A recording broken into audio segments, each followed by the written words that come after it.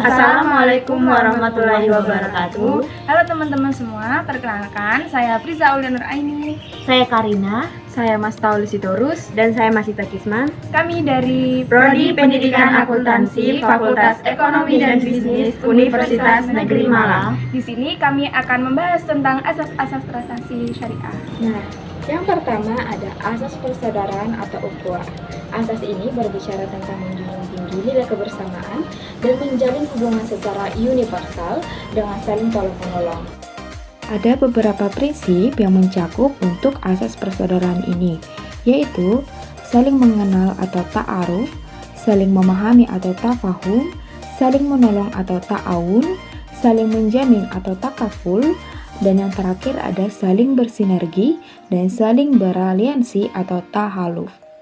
Untuk transaksi syariah ini tidak diperbolehkan mencari keuntungan di atas kerugian orang lain. Untuk asas yang kedua ada asas keadilan atau adalah. Asas ini berbicara tentang bagaimana menempatkan suatu hak atau kewajiban sesuai dengan posisinya.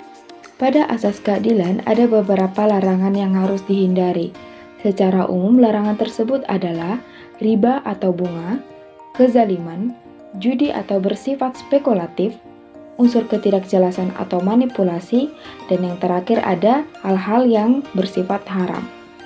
Dan yang ketiga ada kemaslahatan atau maslahah, merupakan bentuk kebaikan dan bermanfaat yang dimana berdimensi duniawi dan ukhrawi dan spiritual, material, maupun yang individual atau kolektif.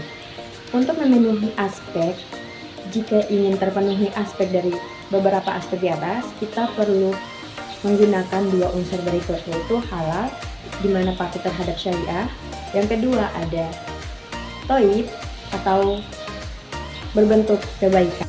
Nah, yang keempat ada keseimbangan atau tawazun, yaitu keseimbangan antara aspek material dan spiritual, antara aspek privat dan publik, antara sektor keuangan dan sektor real, antara bisnis dan sosial, serta antara aspek kemanfaatan dan kelestarian. Contoh tawazun dalam transaksi syariah ini tidak hanya menekankan atau tertuju pada maksimalisasi keuntungan perusahaannya saja, tapi juga tertuju kepada kepentingan pemiliknya. Misalnya, dalam aspek publik dan privat di sini, kita dapat lihat bagaimana keseimbangan keuangannya yang didapatkan oleh perusahaan atau para karyawannya, dan kepada pemilik. Yang dimaksimalisasi oleh pihak dalam perusahaan atau manajer, sehingga manfaat yang didapatkan tidak hanya difokuskan kepada pemegang saham saja, akan tapi pada semua pihak yang bersangkutan dapat merasakan manfaat adanya suatu kegiatan ekonomi dalam keseimbangan perusahaan maupun pemiliknya.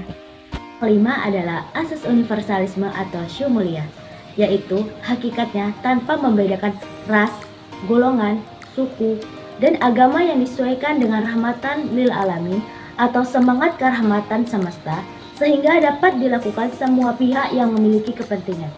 Contohnya yaitu, Ardi adalah seorang yang beragama Buddha dan berasal dari suku Jawa, sedangkan Rani beragama Islam dan berasal dari suku Melayu.